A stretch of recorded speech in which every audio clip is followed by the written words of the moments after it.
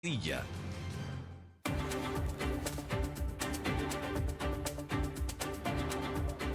Inicia a las 5 con Alberto Padilla. Un programa diseñado con el objetivo de llevarte diariamente un tema de actualidad, acompañado siempre de reconocidos editorialistas. De lunes a viernes a las 5 de la tarde por CRC 89.1 Radio. A las 5 con Alberto Padilla. Hola, ¿qué tal? Saludos, bienvenidos a esta emisión de A las 5 con su servidor Alberto Padilla. Muchísimas gracias por estarnos acompañando. Gracias por estar ahí. Le mando cálidos saludos desde la señal de CRC 89.1 Radio en San José, Costa Rica, desde donde estamos transmitiendo hasta el punto, en el tiempo, en el espacio en el que usted nos está escuchando, porque estamos saliendo en diferentes vías simultáneamente, por ejemplo, en Facebook Live, en la página de este programa, A las 5 con Alberto Padilla. Estamos disponibles en el canal de YouTube de este programa. Estamos en podcast, en las principales plataformas para ello, como Spotify, Apple Podcast, Google Podcast y otras 5 importantes más. Aquí en Costa Rica, este programa que sale en vivo en este momento a las 5 de la tarde, se repite todos los días a las 10 de la noche aquí en CRC 89.1 Radio. En esta ocasión me acompaña al otro lado de los cristales, tratando de controlar los incontrolables, el señor David Guerrero, y la producción general de este programa, siempre poderosa, desde Colombia, a cargo del señor Mauricio Sandoval. Hay que comenzar informándole que las negociaciones para una tregua entre Israel y Hamás, realizándose o llevándose a cabo en el Cairo, en Egipto, según los reportes, no llegaron a buen acuerdo esta jornada tampoco, sin ninguna novedad en ese respecto, aunque las dos partes siguen todavía negociando. Mientras tanto, las fuerzas de defensa de Israel se reunieron en las afueras de Rafah, que es la única gran ciudad dentro de la franja de Gaza que todavía no ha sido invadida militarmente y por las fuerzas de manera terrestre, por una invasión terrestre, ¿no? Ha sido atacada con cohetes, pero no han invadido la zona todavía. Y hay que decir que en la jornada anterior el presidente Joe Biden había advertido que Estados Unidos dejaría de enviar armamento a Israel si acaso este país comienza una invasión completa de esta ciudad de Rafah. Al respecto, en una réplica en video, el primer ministro de Israel, Benjamin Netanyahu, prometió que Israel peleará con las uñas si es que eso es lo que tiene que hacer. Y bueno, Estados Unidos envió un buque de guerra a través del estrecho de Taiwán a solamente 12 días de que se inaugure el periodo presidencial del nuevo presidente de Taiwán, Lai Ching-te.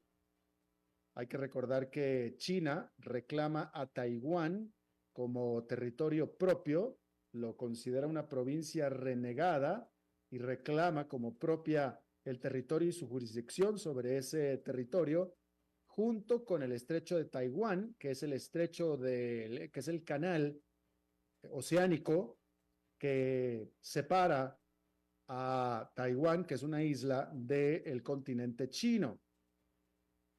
Al respecto, Estados Unidos, bueno, primero que nada, China reclama, como le decía yo, soberanía sobre ese estrecho y acusó a Estados Unidos y le llamó la atención a Estados Unidos por publicitar a todo el mundo esta, pues, esta provocación de meter y de pasar por ahí este buque de guerra, el cual pasó a solamente unas cuantas millas de la costa china. Al respecto, Estados Unidos llamó a esta navegación, la cual para China es una incursión, como un tránsito rutinario en alta mar, dijo Estados Unidos.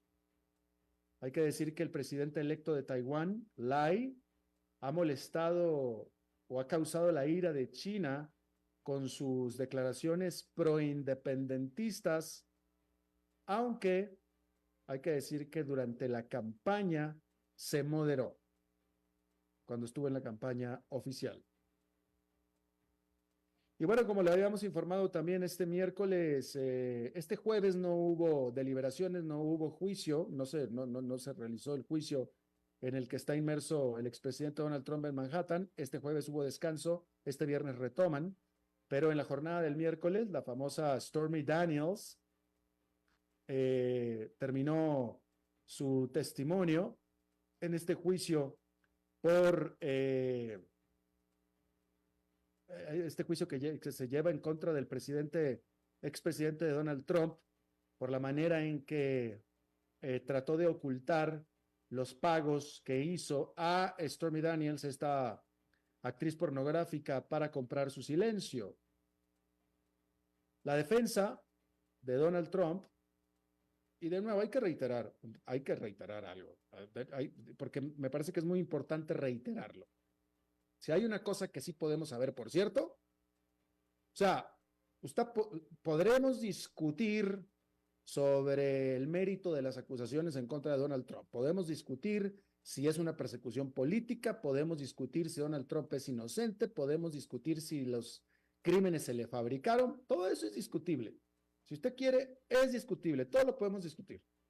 Lo que no se puede discutir, porque es un hecho irrefutable, es que Donald Trump tiene la mejor defensa legal que la plata puede pagar. Así es que esa parte, si usted es pro Donald Trump y si usted cree que Donald Trump es inocente, créame que si es inocente, inocente será declarado. Porque tiene el mejor equipo legal disponible por dinero en el mundo. Y de eso puede usted estar seguro. Si aún con este equipo legal lo declaran culpable, lo declara culpable un jurado, que por cierto, entre todas las declaraciones que hace Donald Trump, por supuesto, ¿verdad? Entre todas las declaraciones, Donald Trump dice que el jurado en Estados Unidos es 12 personas, 12 ciudadanos comunes, 12 ciudadanos, usted y yo, nada más que en Estados Unidos, por supuesto, aprobados por la fiscalía, que es la parte acusatoria, y por la defensa. Cada uno de los 12 que está sentado ahí fue entrevistado y aceptado y palomeado por la defensa, ¿ok? Después de una larga entrevista, donde se descartan a muchos potenciales jurados por cualquier cosa. Si por cualquier cosa a la defensa un jurado no le gusta, que porque lo siente demasiado cargado hacia un lado, que porque lo siente que no le gusta a Donald Trump, que porque lo que sea, se consigue otro hasta que la defensa esté a gusto con cada uno de los 12. Entonces, ese jurado fue aprobado por la defensa siendo los abogados de Donald Trump, ¿ok? Bueno, pues cada vez que sale Donald Trump del juicio, acusa al jurado de ser demócrata. Por supuesto que Stormy Daniels también es demócrata, ¿verdad? Obviamente, yo soy demócrata, todo el mundo somos demócrata, pero él acusa al jurado de ser demócrata. Y bueno, en esta deporte de Donald Trump de curarse en salud. Y bueno, hay que decir que, le decía yo que la defensa, que es la mejor defensa que hay disponible para un ser humano en la Tierra, trató de encontrar inconsistencias en el relato de Stormy Daniels sobre la relación sexual que tuvo con Donald Trump en el 2006, la cual Donald Trump niega. Él no niega, él lo niega, ¿verdad? Yo no, si te vi ni me acuerdo. Y por supuesto que la defensa trató de pintar y de presentar a Stormy Daniels como una extorsionista y oportunista. Y como ella misma dijo, es una actriz pornográfica. Que tiene muy poco que esconder una actriz pornográfica, creería yo. Y ella misma dijo, todo el mundo estamos tratando de hacer dinero todo el tiempo, ¿no? Usted misma, abogada de la defensa, está tratando de hacer dinero en este momento. ¿Sí? Sin embargo, hay que decir que Stormy Daniels, según los relatos, mantuvo su postura y su posición.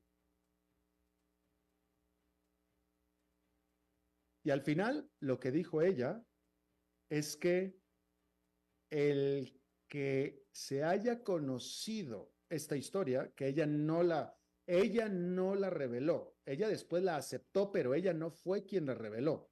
Ella cumplió con su parte, aparentemente. Recuerde que todo esto se desató cuando a ella la llama el Wall Street Journal diciendo que estaba enterado de este acuerdo y que iba a sacar una nota al día siguiente si ella quería comentar, a lo cual no comentó, y si comentó fue para negarlo.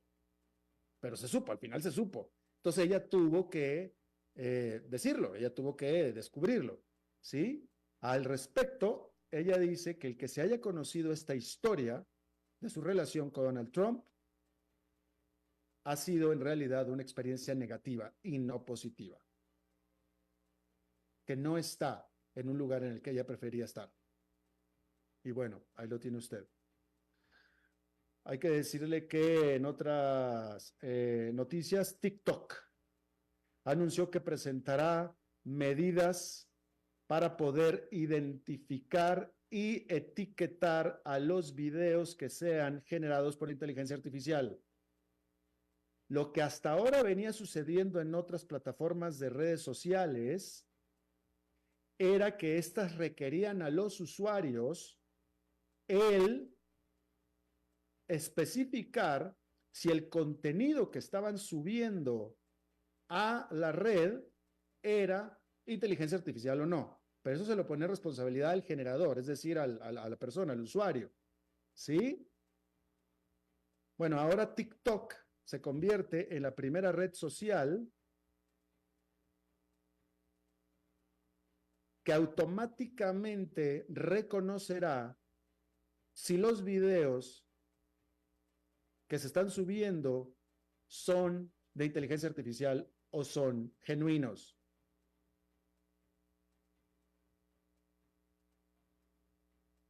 Y por supuesto que esta decisión de TikTok refleja la cada vez mayor preocupación, tanto en Estados Unidos como en Europa, sobre la diseminación de desinformación en esta aplicación de origen chino. Hablando de China, la mega ciudad de Hangzhou, en el este de China, levantó las restricciones que tenía impuestas a la compra de propiedades residenciales. Estas medidas fueron impuestas hace 8 años para ponerle un control a la especulación y prevenir la explosión de los precios de las propiedades. En esta que es una de las ciudades ya de por sí más caras de China. Luego de esta noticia, las acciones de las empresas desarrolladoras de bienes raíces de China subieron de precio. Se espera que otras ciudades chinas también tomen decisiones similares de levantar los controles que tenían a la venta especulativa o la compra especulativa de bienes raíces.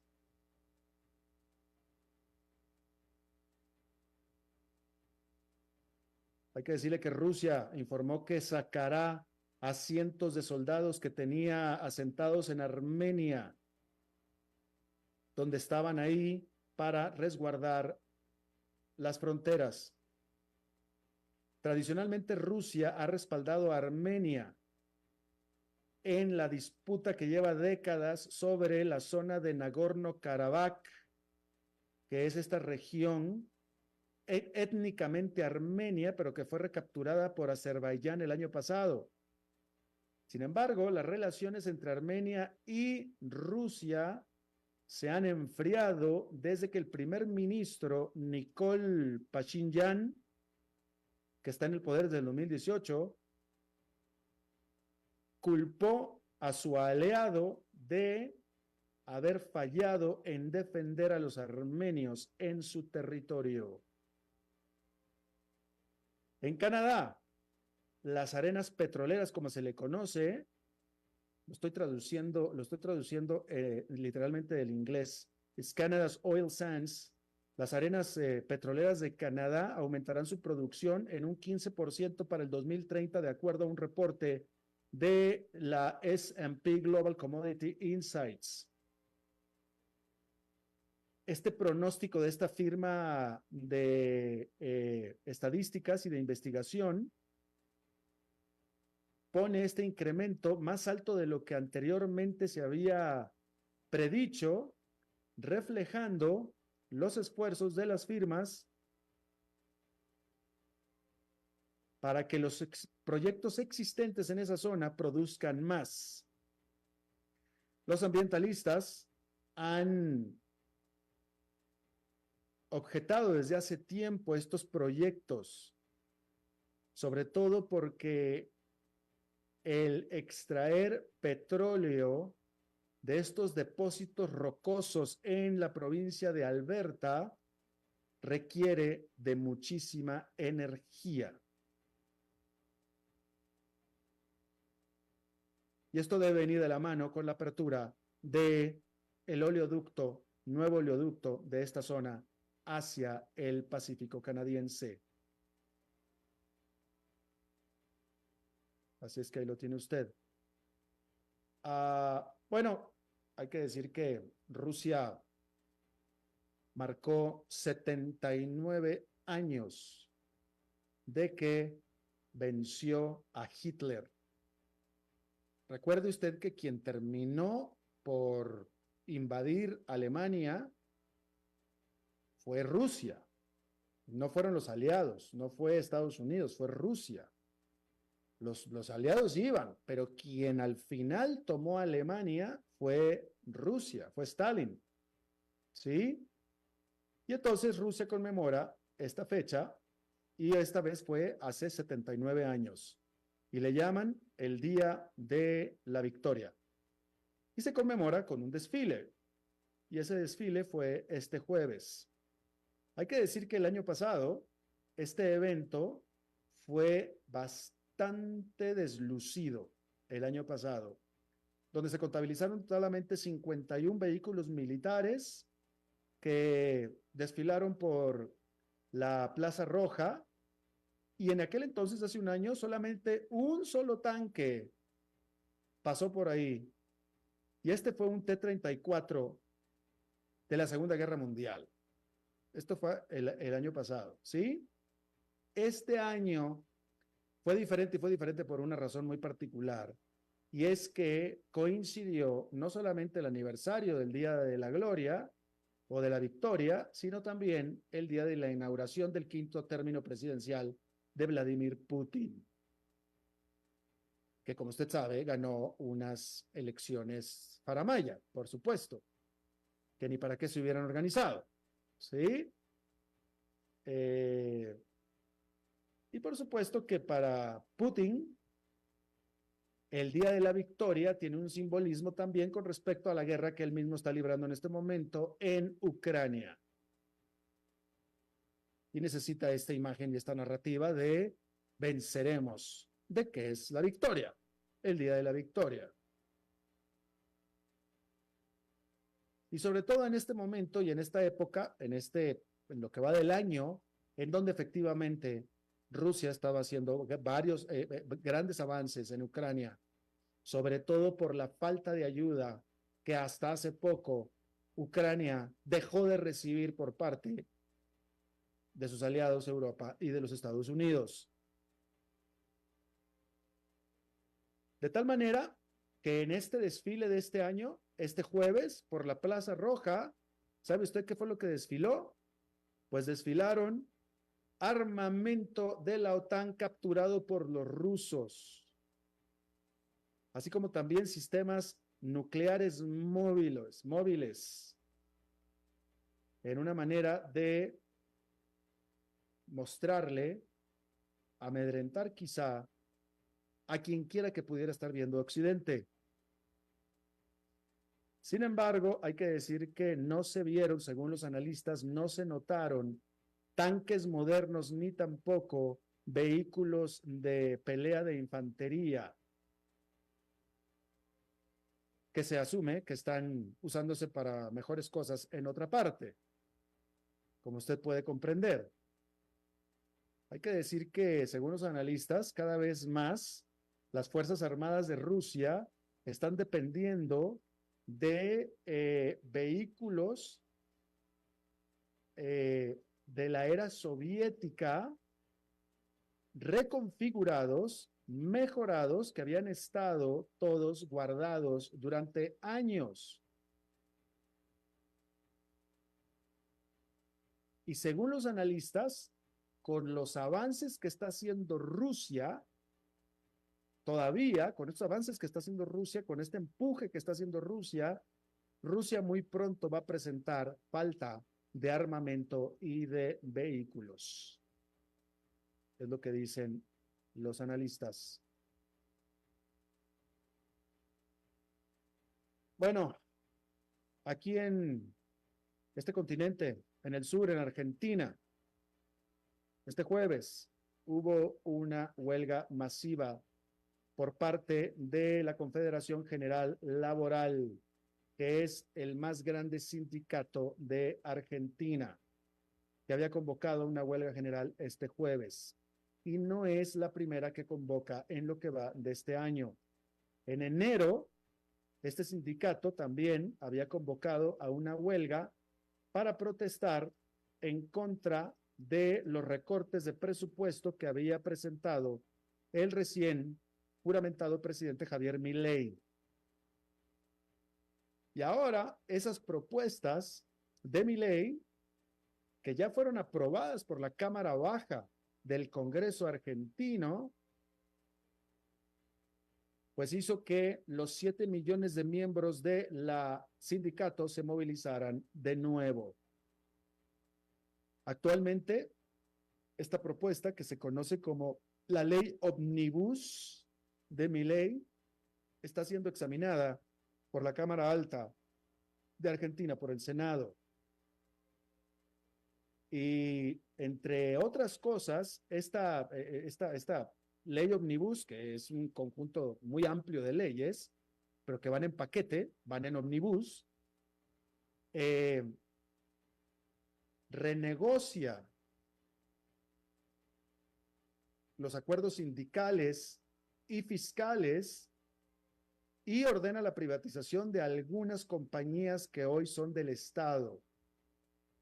Y también declara una emergencia económica y energética, dándole al presidente poderes adicionales. Y esto es lo que están peleando los sindicalistas.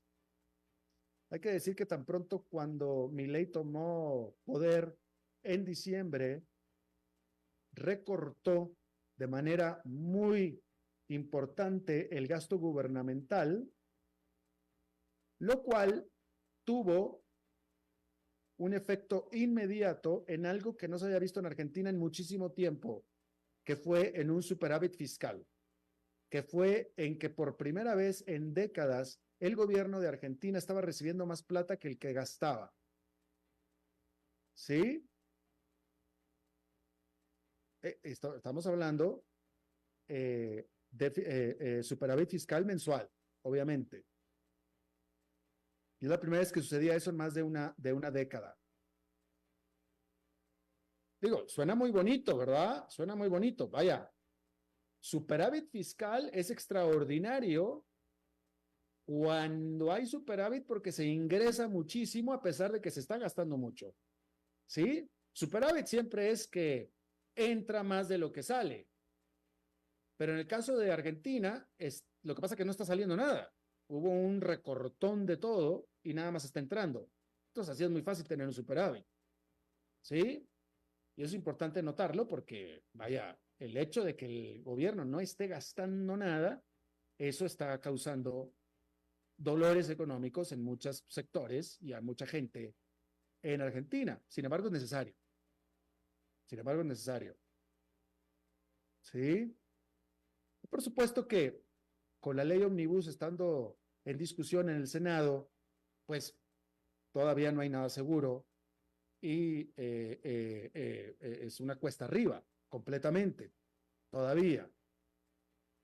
Aparte de que hay muchísimo que hacer en el frente económico. Hay muchísimo que hacer en el frente económico. Todavía la economía de Argentina está enfrentándose a una inflación anualizada del 275%, que sin embargo es mucho más baja, ha bajado muchísimo. Pero con todo lo que ha bajado, sigue en 275% anual.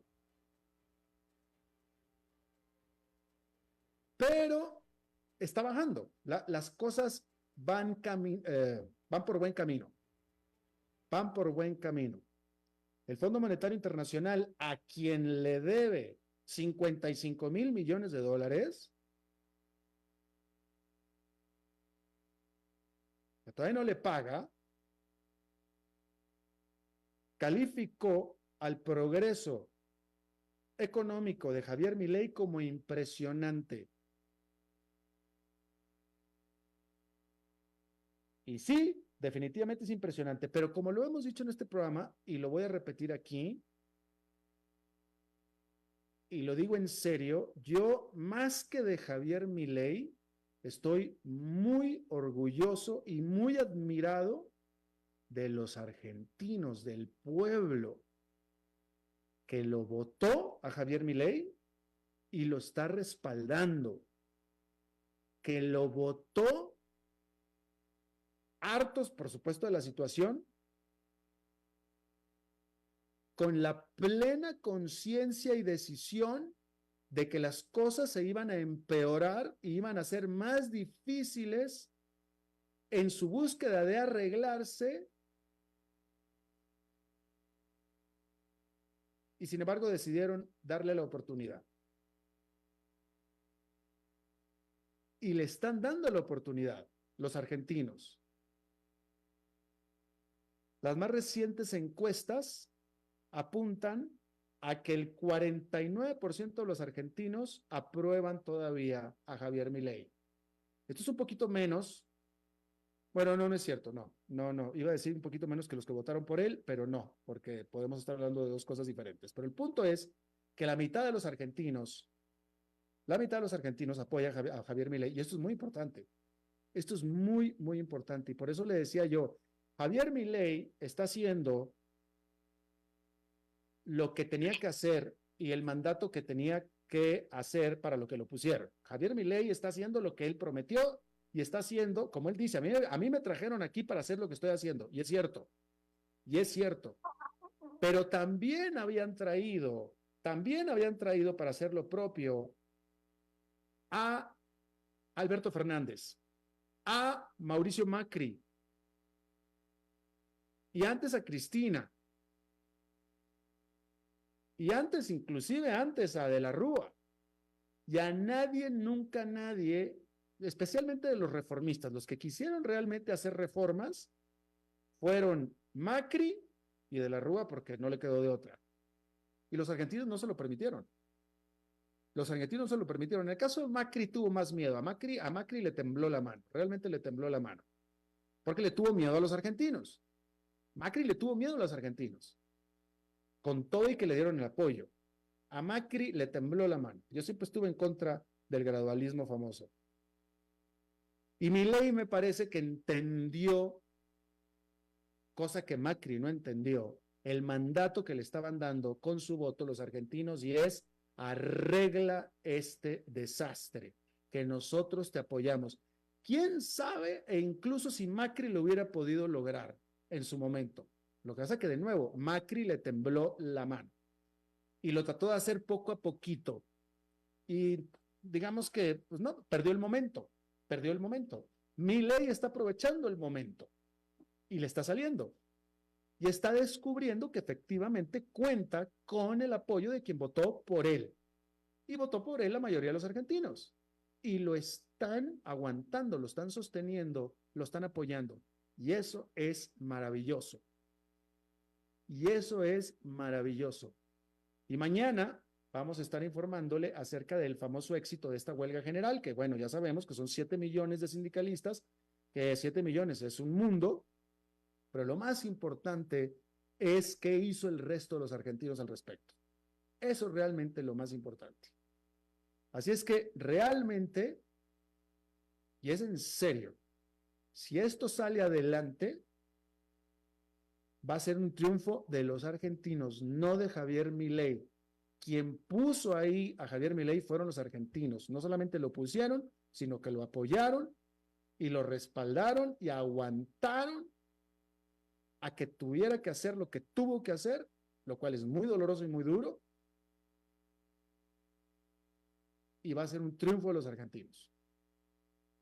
Y eso yo no, hasta ahora estoy sorprendido, vamos a ver qué sucede, pero hasta ahora, tengo que decirlo, no me lo esperaba de los argentinos, definitivamente yo no. Ya había perdido fe en los argentinos hace rato, pero hasta ahorita, mi admiración. Vamos a hacer una pausa y regresamos con nuestra entrevista de hoy. A las 5 con Alberto Padilla, por CRC 89.1 Radio. Es más fácil y económico prevenir que corregir. CETECOM existe para ayudar al sector bancario, hospitalario, instituciones gubernamentales y empresas privadas para dar un servicio de calidad y a un precio justo. Se especializan en la venta, instalación y soporte técnico de generadores eléctricos de todas las marcas a nivel nacional. Distribuidores directos de Deep Sea Electronics y Onis Visa. Búscalos en Ofibodega Santa Rosa, local 18, WhatsApp 6196-1355 o visita cetecom.com. CETECOM. Más de 26 años a su lado.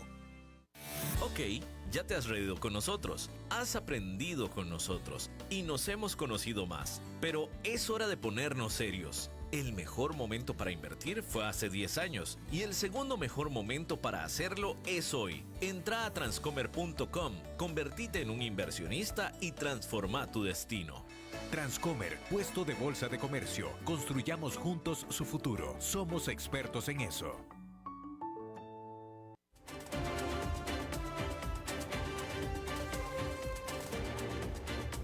Seguimos escuchando a las 5 con Alberto Padilla. Muchísimas gracias por continuar con nosotros. En algunos medios de comunicación sudamericanos se ha estado poniendo de manifiesto, se ha estado reportando, y esto viene por parte de las autoridades de seguridad, la cada vez más notable presencia, hablando de la inseguridad y de las mafias en Sudamérica específicamente, de lo que le llaman la mafia albanesa, de una mafia de Albania, de ciudadanos de Albania, operando particularmente en Ecuador, también en Perú, particularmente en Sudamérica, pero de la mano con las mafias latinoamericanas. Está con nosotros, y le agradezco muchísimo, Renato Rivera. Él es experto en seguridad y crimen y es coordinador del Observatorio Ecuatoriano de Crimen Organizado. Muchísimas gracias, Renato, por estar con nosotros. Muchas gracias, Alberto. Muy buenas tardes.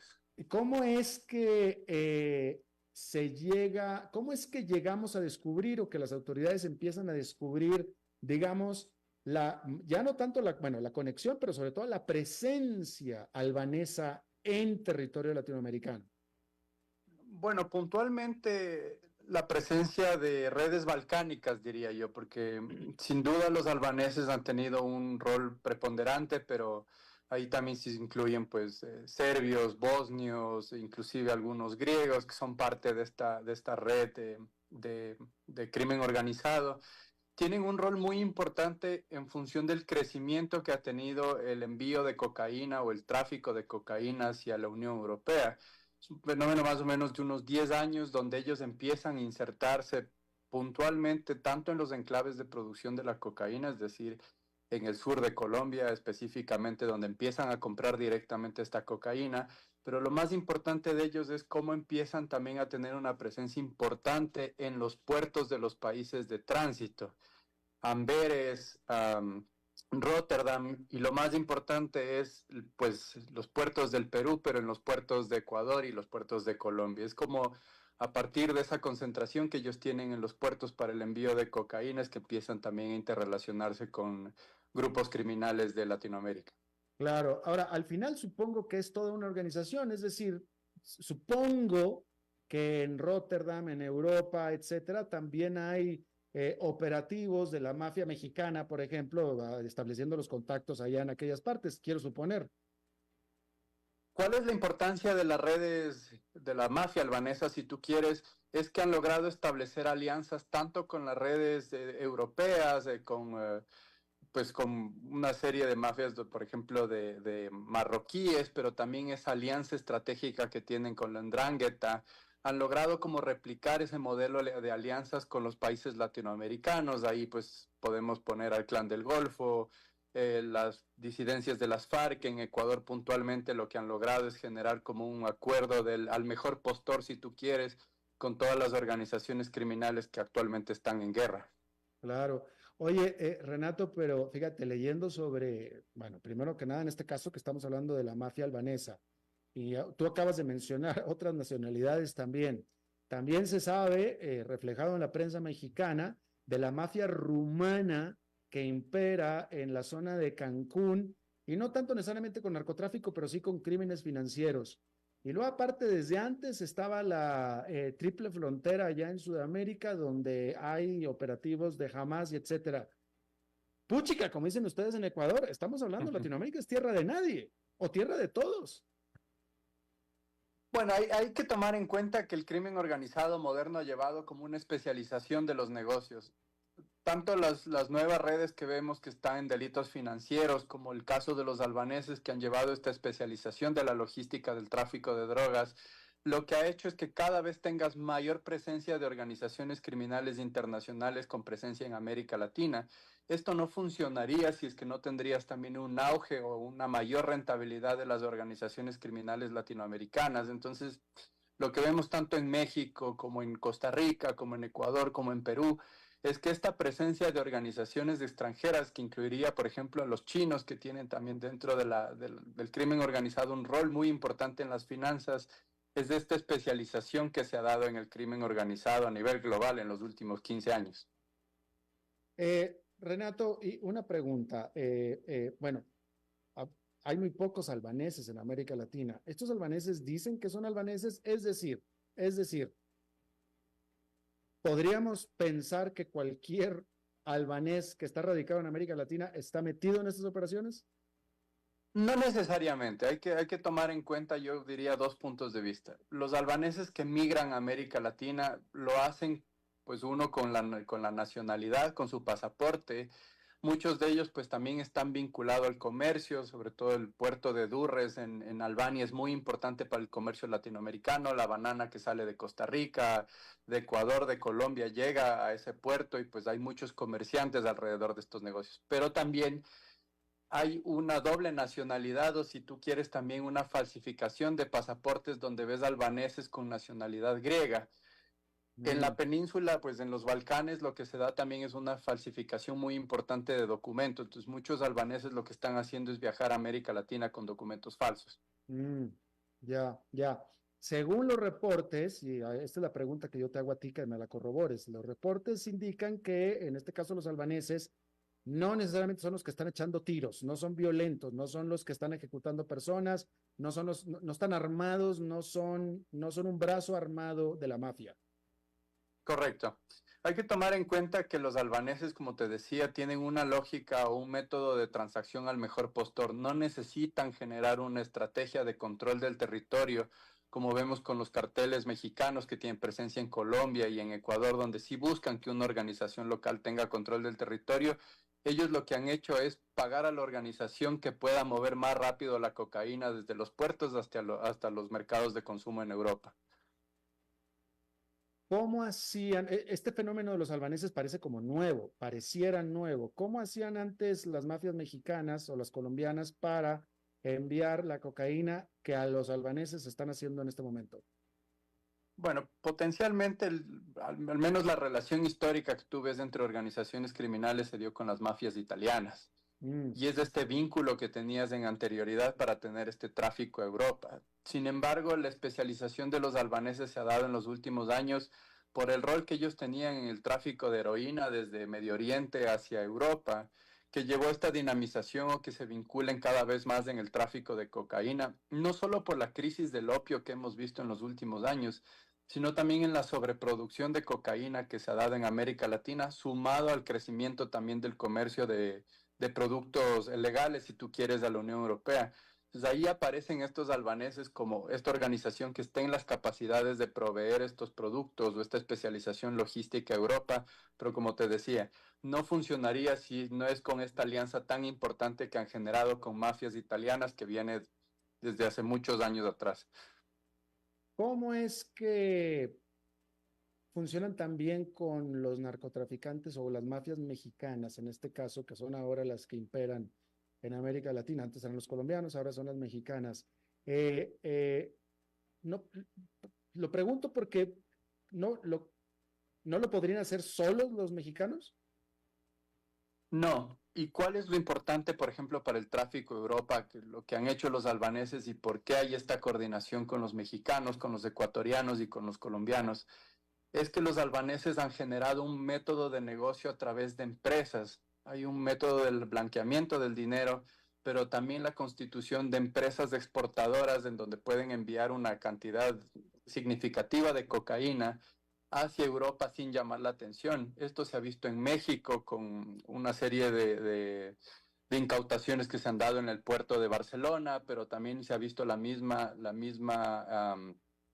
método de operaciones en Colombia y en Ecuador.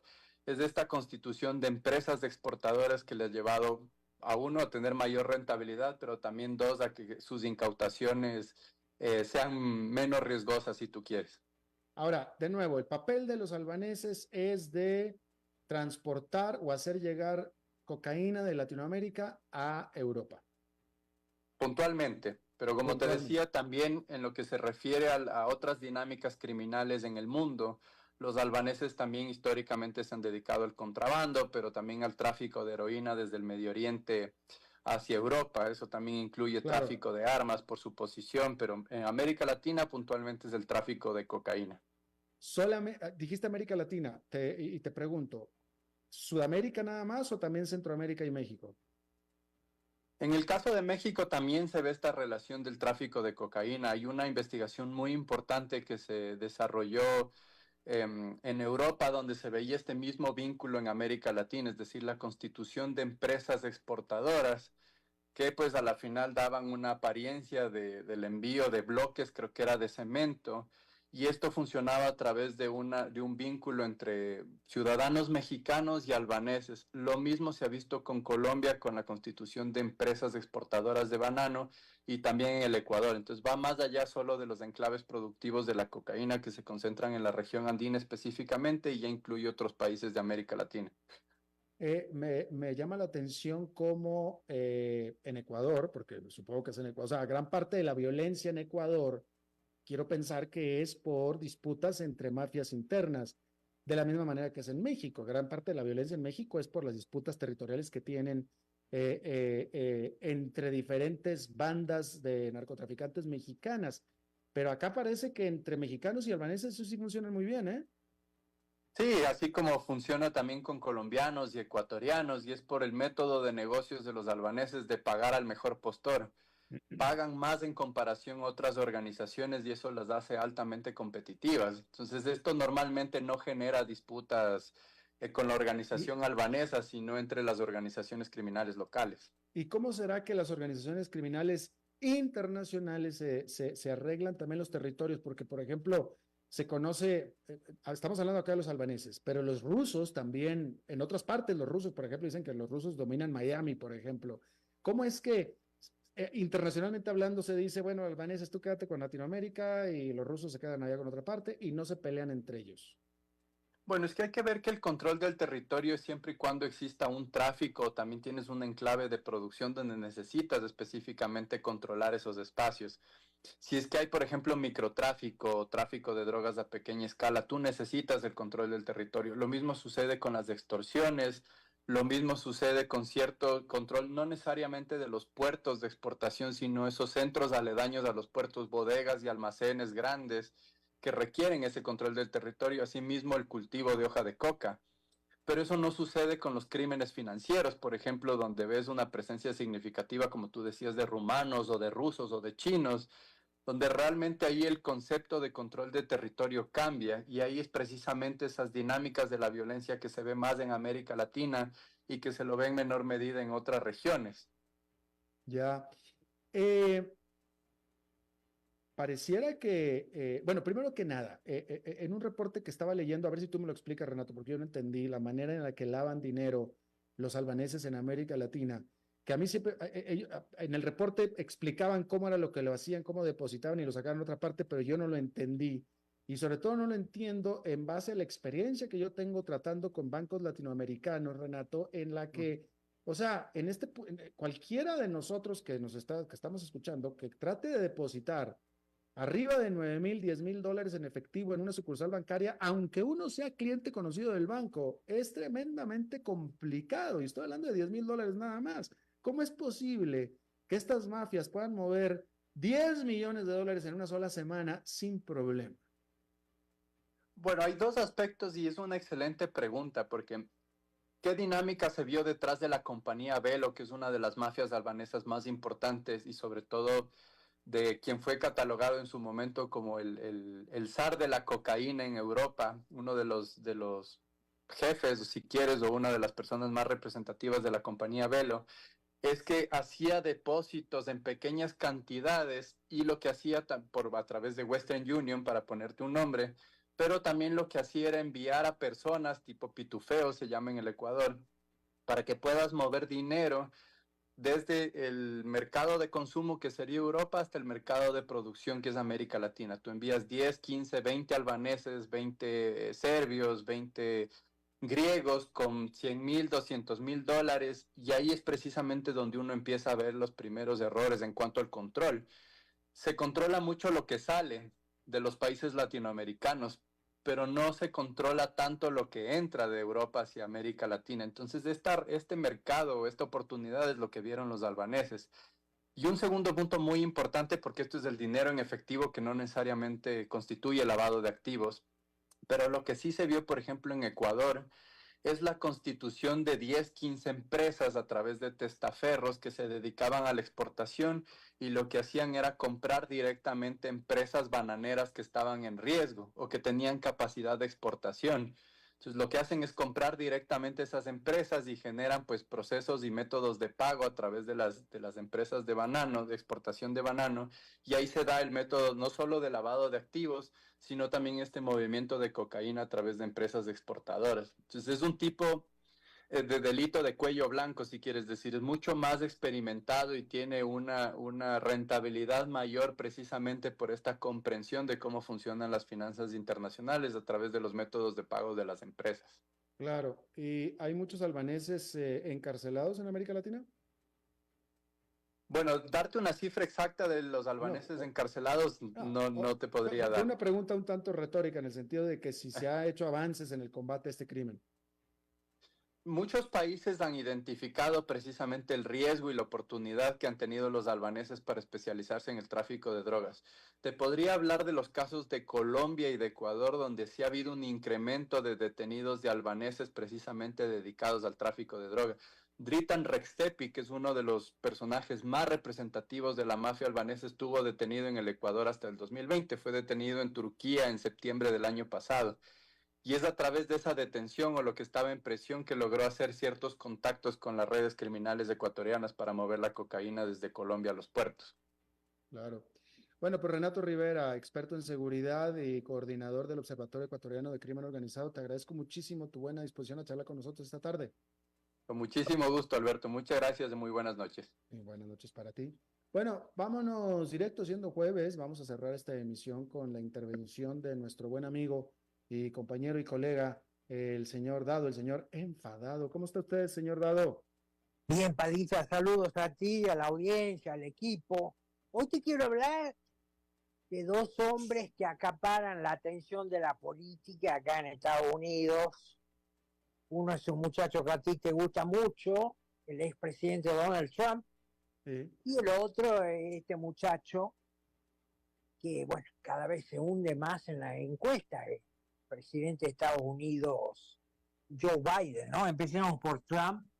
La semana se presentó con buenas noticias para Trump en uno de los 3 o 4 juicios que tiene, que está llevando adelante este fiscal Jack Smith, que luego de reconocer que el FBI, bueno, este juicio aclaremos que es por los documentos clasificados que Trump se llevó a su casa en Mar-a-Lago, ¿no? Sí. Hubo un allanamiento espectacular y todo eso para recuperar estos documentos que Trump, con todos los derechos que le da la ley, lo había desclasificado y llevado consigo, como han hecho otros presidentes a lo largo de la historia, como lo hizo Obama, como lo hizo Bush. El tema es que reconoció el fiscal que hubo manipulación de las pruebas al momento de hacer el allanamiento de su residencia en Mar-a-Lago. Y bueno, esto desembocó en que la jueza a cargo de esta causa decidiera que el juicio entre en una suerte de pausa indefinida, con lo cual es un gran triunfo, por lo menos en el aspecto judicial, para Donald Trump. Y bueno, otro juicio que es el que te escuché que comentaste al principio, que es por el presunto pago a esta actriz pornográfica Stormy Daniels por parte de Trump en el 2016 para que hiciera silencio sobre una presunta relación sexual que habría tenido con el expresidente Trump, también se está desmoronando por su propio peso. Es muy probable, dicen los expertos, que bueno, Stormy Daniels lo pierda el juicio. Recordemos que hay por lo menos una declaración por escrito y firmada por Stormy Daniels, reconociendo que firmándolo, diciendo que Trump nunca le pagó para que hiciera silencio, ¿no? Pero bueno, esto está por verse, qué es lo que va a pasar. Los expertos, inclusive expertos que salieron por CNN, una de las piezas orales del régimen de Biden, reconocen que no es probable que al juicio lo gane Stormy Daniels. A eso sumemos lo que le está pasando al presidente Joe Biden. Siguen apareciendo noticias desalentadoras, por decirlo suavemente, sobre la economía de Estados Unidos. Este jueves se conoció la cantidad de subsidios por desempleo que se dieron en Estados Unidos la semana pasada. Son unos 231.000 que se dieron contra un estimado de 212.000. Dice que son los más altos desde junio o agosto del año pasado, lo cual indicaría, según los expertos, que está realmente enfriándose la economía. Hay otros datos que quisiera compartir contigo y tu audiencia, Alberto, sí, que tienen que ver con, por ejemplo, la semana pasada las acciones de Starbucks, esta empresa que vende café y derivados, cayeron 20% después de que Starbucks reportara que el tráfico cayó 6%, el tráfico en sus negocios, por cierto. DoorDash, las acciones de DoorDash, que recordemos que es una compañía que, digamos, te lleva a domicilio las comidas que tú compras en los restaurantes, también cayó 15% la semana pasada, después de que DoorDash reportara una pérdida de $21 millones. Y por último, la acción de Netflix la semana pasada cayó 10% después de que Netflix reportara que viene un trimestre, el tercer trimestre de este año viene bastante flojo. Te estoy citando, digamos, estas tres compañías y sus respectivas acciones porque son compañías que están íntimamente relacionadas con, digamos, el consumidor común y corriente acá en Estados Unidos. Entonces hay una caída en la venta de cada una de estas compañías y bueno, esto avisa, digamos, de que la economía evidentemente se está enfriando. Parece que la Reserva Federal se va a ver obligada a tener que recortar la tasa de interés, pero no sé cómo lo va a hacer si los índices de inflación se mantienen así tan altos, ¿no? Y para terminar, con Biden, desastroso el anuncio que hizo ayer el presidente, en el sentido que decidió suspender la venta de ciertas líneas de armamentos Bueno, a Israel. No es venta, eran regalos. Ok, la transferencia de ciertas líneas de armamento a Israel sí entra en el último reducto que tiene la agrupación terrorista Hamas en Rafah, ¿no? Entonces, esto ha provocado un cataclismo ayer. Si tú entrabas en X y veías la reacción, no solamente de influencers o periodistas judíos, sino en general, muy, muy desastroso todo esto. Indica que Biden realmente va en caída. Una encuesta que se difundió recientemente dice que solamente el 38% de los estadounidenses creen que Biden tiene la habilidad para dirigir al país por un buen camino y para manejar la economía. Solamente un 38% dice, es una encuesta Gallup, aclaremos, que dice que es el índice más bajo que ha recibido un presidente en ese tema desde George W. Bush, ¿no? Entonces, muy lamentable realmente lo de Biden, una hijo putés que no tiene nombre, porque, bueno, la interpretación que hacen acá es que el viejo tomó esta determinación debido a que no quiere perder los votos musulmanes que tiene en estados como Michigan, por ejemplo, y que con bastante sarcasmo algunos expertos dicen, bueno, Biden va a alienar, va a enajenar el voto judío para no perder 30.000 votos en Michigan, ¿no? Realmente una hijo puta que no tiene nombre, Alberto, teniendo en cuenta el conflicto que hay en Israel, en el Medio Oriente, luego de los ataques terroristas de Hamas el 7 de octubre pasado, que fueron los peores en términos de pérdida de vidas y masacres desde el Holocausto, ¿no? Claro, claro.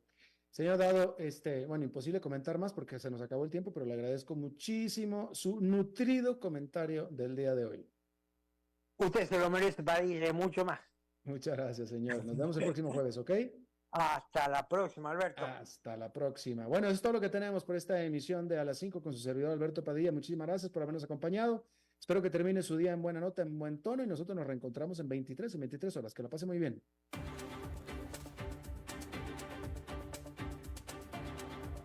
Concluye A las 5 con Alberto Padilla.